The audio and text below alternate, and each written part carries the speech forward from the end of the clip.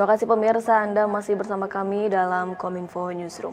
Pemirsa, kehadiran teknologi dalam hidup sejatinya ini dapat memudahkan sebagian kegiatan masyarakat. Namun pada praktiknya, penggunaan teknologi ini berbanding lurus dengan tingkat intelijensi penggunanya. Bahkan bukan tidak mungkin orang dewasa sekalipun banyak yang canggung dan linglung dengan menggunakan teknologi. Apalagi jika ini digunakan oleh anak-anak yang notabene-nya belum melek digital. Konsumsi konten-konten di media digital oleh anak-anak ini bisa jadi karena kurangnya pengawasan atau pendampingan dari orang tua. Namun imbasnya kasus kekerasan anak ini juga akan meningkat. Akankah ini terus terjadi? Kita akan membahasnya hari ini bersama dengan Bapak Nahar selaku Deputi Bidang Perlindungan Khusus Anak Kementerian PPPA. Kita sapa terlebih dahulu. Assalamualaikum, selamat malam Pak Nahar. Selamat malam semuanya. Baik, Pak Nahar, mengenai kekerasan anak di era digital, melihat dari kasus mengenaskan bocah Tasikmalaya yang meninggal akibat dirundung, ini semakin meyakinkan bahwa pentingnya literasi digital baik pada orang tua dan anak dalam menggunakan internet. Kemudian literasi digital ini apakah kiranya perlu atau penting dimasukkan dalam kurikulum saat ini, Pak Nahar? Iya, jawabannya menjadi penting ya, karena ketika kita berkaca dari kasus Tasikmalaya, sesungguhnya anak-anak ini kan awalnya itu kan sedang bermain. Dalam permainan, dalam bentuk bermain layang-layang, lalu kemudian sekejap dia melakukan perubahan permainan, gitu ya, dengan menggunakan objek lain. Dan ketika menggunakan objek lain, mengarah ke yang kemungkinannya dua, dia mencontoh dari apa yang dia pernah lihat, gitu ya. Yang kedua, dia melakukan hal-hal yang seharusnya tidak dilakukan oleh anak-anak ini, gitu ya. Nah, dari kejadian tersebut, maka ada indikasi bahwa dia mencontoh eh, apa praktek-praktek yang kemungkinan dia pernah lihat, gitu ya, dan dia praktekkan melalui sebut saja kucing, gitu ya. Nah, eh, ketika ada indikasi ke sana, tentu kita perlu mewaspadai tentang pentingnya anak-anak diberikan pemahaman tentang bagaimana mengkonsumsi informasi, hal-hal yang bisa diterima di misalnya di dunia maya ya, yang medsos yang tersebar di berbagai media, termasuk menggunakan apa WhatsApp dan media sosial lainnya. Karena kita, sebagaimana kita ketahui bahwa eh, ketika kita bicara soal pengguna internet, maka 73,3% total populasi penduduk Indonesia sudah berkaitan atau berhubungan dengan internet, gitu ya, dengan media-media lainnya. Tetapi ini kan harus menjadi catatan ketika kita mendalami lagi soal kecakapan dan pemanfaatan teknologi digital, gitu ya. Eh, kita patut menduga ada beberapa ruang kosong yang harus diwaspadai, itu bagi anak-anak itu bisa ditiru untuk melakukan hal-hal yang tidak baik. Nah, sehingga secara tidak langsung kemudian dalam 1 bulan setelah kejadian itu anak-anak ini menjadi drop, lalu kemudian mendadak harus masuk ke rumah sakit dan akhirnya meninggal dunia. Ini dampak-dampak yang tidak kita harapkan, gitu ya. Oleh karena itu literasi digital, ya, itu harus harus didorong menjadi lebih baik lagi, sehingga anak-anak juga diantisipasi untuk tidak beresiko menerima atau mengalami gangguan psikologisnya, gitu ya. Dan ini patut diwaspadai tentang sebab-sebab yang mungkin bisa muncul dari kejadian-kejadian itu, Mas.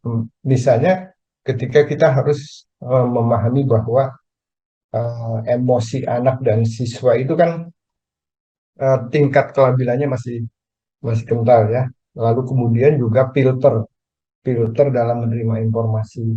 Lalu kemudian bahwa misalnya anak-anak kita itu ya pokoknya informasi apa saja, termasuk informasi yang instan itu ya diterima, soal benar atau salahnya eh, eh, itu urusan berikutnya gitu ya. Jadi ini hal-hal yang harus diberikan catatan, termasuk bagaimana anak-anak juga diberikan pemahaman tentang bagaimana bisa memilah informasi gitu ya, sehingga nanti akan berdampak kepada watak dan sikap anak, termasuk misalnya soal eh, kemampuan membaca dan memberikan pernyataan yang kemungkinan dia respon secara spontan gitu ya atas berita-berita yang terjadi di media sosial. Persoalannya adalah ketika menerima berita yang buruk,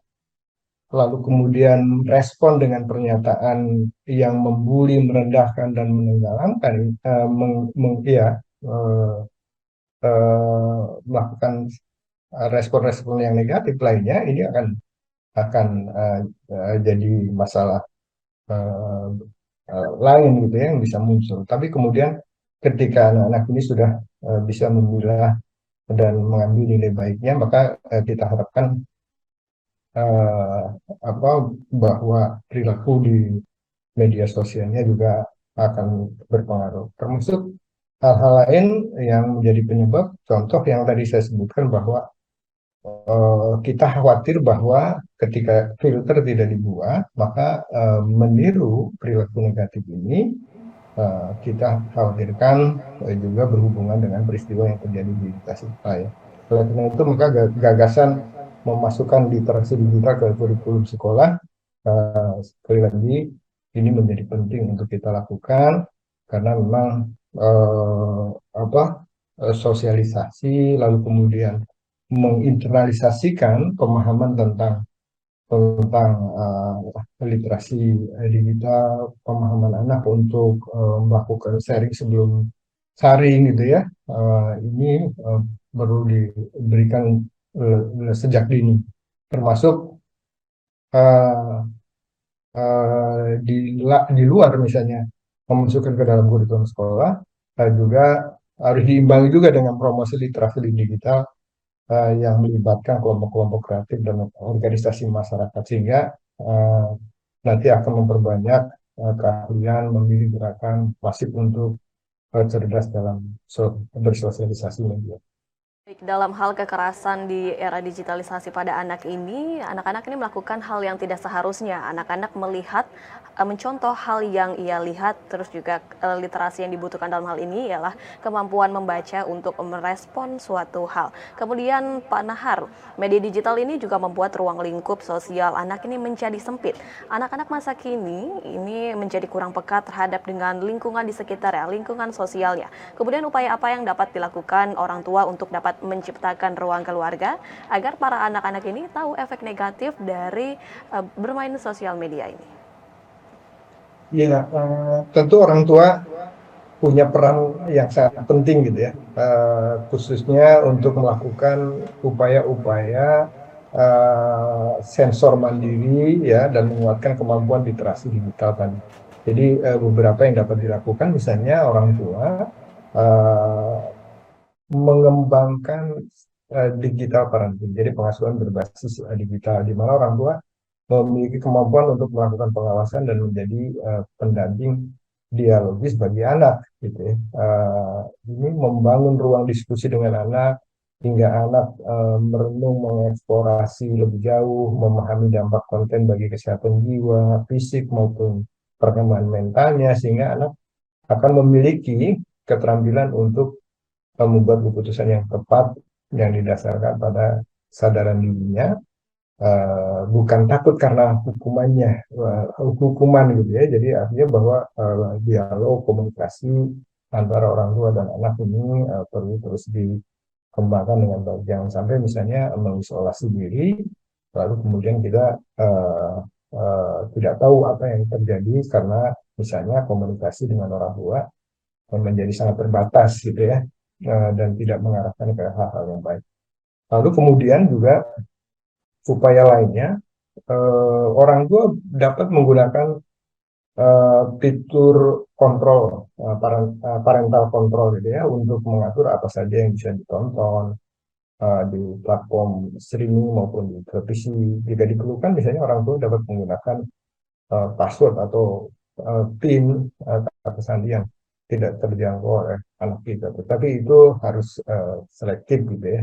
Dan tentu orang tua sangat tahu kondisi masing-masing anaknya. Yang kita khawatirkan adalah justru orang tua tidak memahami kebutuhan anak, tumbuh kembang anak, sehingga ini tadi uh, kontrol orang tuanya menjadi terbuka lebar gitu. Ini yang harus kita hindari. Lalu kemudian juga orang tua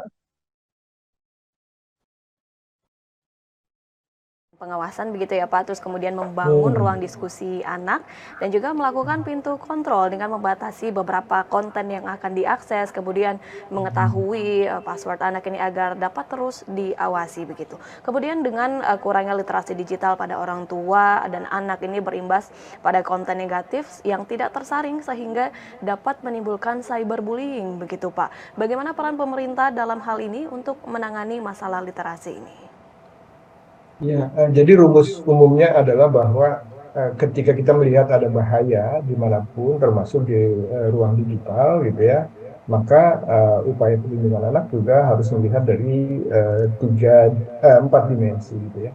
Empat dimensi itu tentu harus dilaksanakan juga menggunakan empat pendekatan, yaitu melalui pendekatan personal di diri anak itu sendiri, ya. Jadi artinya anak-anak sudah harus diberikan pemahaman tentang bagaimana hak-haknya untuk tidak boleh dilanggar, lalu kemudian juga upaya untuk mencegah agar mereka oleh dirinya sendiri juga bisa membatasi atau melindungi dari pengaruh-pengaruh yang tidak baik. Lalu kemudian pendekatan keluarga ini yang tadi menjadi penting ya, tanpa bimbingan ini ruang-ruang kosong ini bisa dimanfaatkan oleh niat-niat jahat dengan menggunakan instrumen tadi ruang digital tadi. Lalu kemudian juga selain anak secara personal, keluarga, kemudian juga pendekatan komunitas di sekitarnya. Nah, ini juga perlu terus didorong dan selama ini juga kita dorong juga misalnya untuk menggerakkan perlindungan anak terpadu berbasis masyarakat gitu ya, sehingga masyarakat dibuat peka untuk memantau, mengamati, jadi fokus untuk juga bersama-sama melihat, mendengar atau mendeteksi secara dini kasus-kasus kekerasan yang mungkin saja timbul di lingkungan masyarakat tersebut yang dihadapi oleh anak-anak. Termasuk nanti terakhirnya adalah menggunakan pendekatan kelembagaan, di mana kelembagaan ini juga harus siap baik dari sisi regulasi maupun mekanisme penanganan yang bisa diberikan ketika anak-anak berhadapan dengan situasi yang tidak kita harapkan dan perlu perlindungan khusus. Oleh karena itu maka kita sedang merancang bersama nih rancangan peraturan presiden tentang perlindungan anak di ranah daring ini. Tentu tujuannya adalah untuk menjadi acuan bagi para pengambil kebijakan dan pemangku kepentingan lainnya untuk digunakan dalam menyusun kebijakan prioritas dalam pelaksanaan program-program. Kita melakukan upaya untuk pendekatan ketika melihat bahaya. Kemudian dapat dijelaskan secara singkat Pak Nahar mengenai selain pendekatan yang dilakukan oleh pemerintah, apakah pemerintah ini menyediakan jasa konsultasi baik bagi orang tua yang anaknya mengalami kekerasan pelecehan anak ataupun dari anak itu sendiri? Apakah menyediakan jasa konsultasi seperti itu Pak? Iya, jadi prinsip yang kita harus sama-sama lakukan adalah satu, di upaya pencegahannya harus bagus gitu ya. Tetapi ketika misalnya anak-anak berhadapan dengan situasi yang harus didampingi, ditangani, maka ini juga harus baik juga gitu ya. Oleh karena itu maka di upaya-upaya pencegahan misalnya Kementerian Pemberdayaan Perempuan Perlindungan Anak juga mendorong lahirnya pusat-pusat pembelajaran keluarga. Meskipun misalnya baru ada di 174 kabupaten kota ya, melalui 191 unit, kita berharap bahwa eh, layanan-layanan seperti ini menjadi proses pembelajaran untuk meningkatkan kualitas kehidupan keluarga gitu ya, di mana para profesional itu ya, psikolog tentunya ikut membantu meningkatkan kapasitas orang tua atau keluarga